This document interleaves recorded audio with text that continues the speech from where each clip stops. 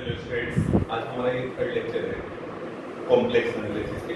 Problem ये है, ये आपको गिवन है f z equals this, f0 equals 0 is not analytic at origin, although CR equation satisfied at origin। तो ये प्रॉब्लम मैंने कल ही बताई थी कि आपका ये फंक्शन एनालिटिक नहीं होता है, बट ये क्या कह रहा है कि ये फंक्शन एनालिटिक तो नहीं है, बट ये क्या कर रहा है, CR इक्वेशन सेटिस्फाइड कर रहा है एट ओरिजिन। तो बस मैं आपको CR इक्वेशन दिखा रहा हूं कि ओरिजिन पे कैसे सेटिस्फाइड करता है।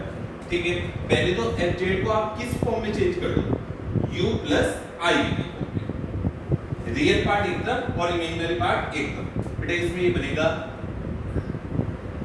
x cube minus y cube. ठीक है, यहाँ आइटा x क्यूब हो जाएगा, माइनस माइनस प्लस का ये प्लस हो जाएगा, आइटा y क्यूब। आइटा यहाँ से कॉमन ले लेना, ये बनेगा x cube plus y cube upon x square plus y square. तो इसमें हमारा u क्या बना, अलग अलग कर लीजिए इसको भी, ये दोनों के अपॉन में अलग अलग ले लीजिए, x cube minus y cube upon x square plus y square plus eta x cube plus y cube upon x square plus y square. तो बेटा ये तो आपका बना u और ये हमारा बना v।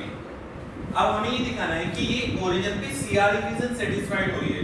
एक तो तरीका, CR इक्वेशन क्या होती है हम लोगों की, CR इक्वेशन होती है हमारी del u over del x equals होता है del v over del y, और del v over del x equals क्या होता है, माइनस के del u over del y। ठीक है, एक बार आपको del u over del x निकालना है, del u over del y निकालना है, del v over del x निकालना है, del u over del y निकालना है। तो बेटा इसमें मैं आपको तरीका बता रहा हूं, निकालना किस पे है, ओरिजिन पे। किस पे निकालना है, ओरिजिन पे, 0 0 पे। ठीक है, तो आप सबसे पहले u हमारा क्या है, x cube minus y cube upon x square plus y square. बेटा मेरे को del u over del x निकालना है, del u over del x।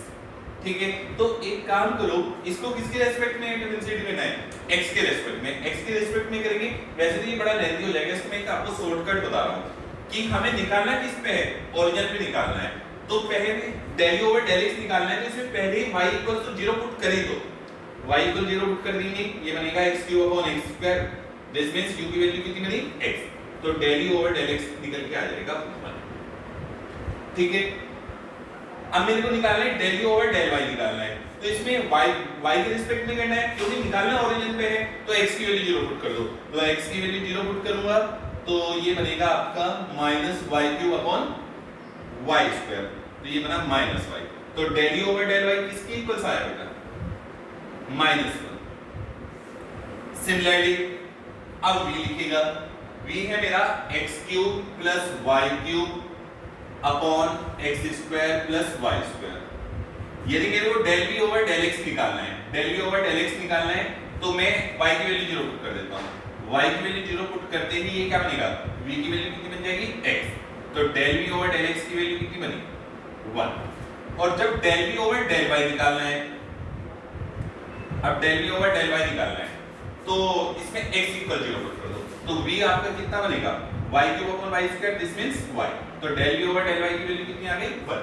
अब हमारा क्या होना चाहिए, del u over del x equals होना चाहिए del v over del y। del u over del x, del u over del x 1 equals क्या होना चाहिए, del v over del y, del v over del y 1।